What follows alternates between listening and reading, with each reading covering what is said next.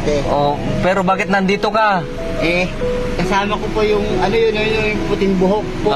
Puting buhok. Saan? Ayun o, si Marlon. Ayun o, hindi yan. Si Tibo, at saka, yun yung katabi ni Tibo. Hindi, Marlon! Ah, Eduardo! Sige, hindi na.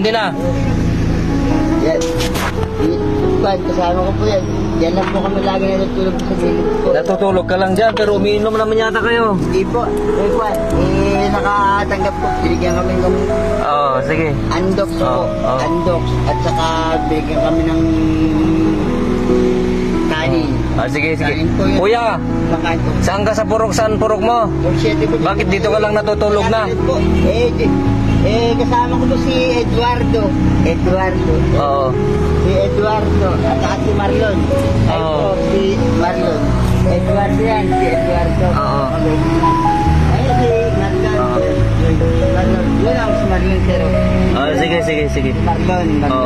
Marlon, Eduardo Baltasar Derihe. Okay, sige. Thank you.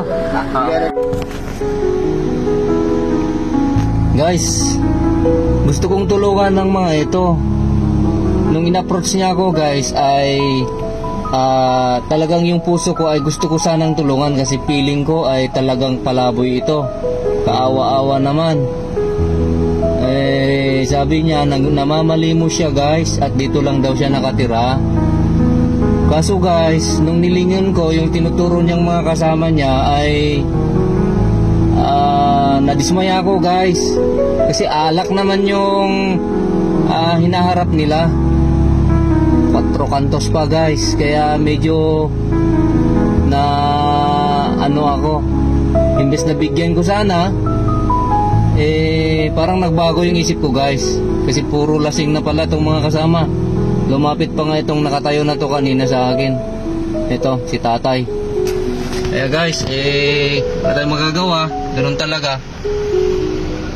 Kainom naman sila, guys. Kaya tinanong ko na lang siya kanina kung saan talaga siya nakatira. Sabi, hindi na raw siya umuwi. At maganda sana at puntahan ko siya sa kanilang tahanan. Kaya siguro tingnan ko, tabayanan ko sila mamaya. Dito lang ako, guys. At baka masingitan ko at maabutan ko rin siya. Salamat!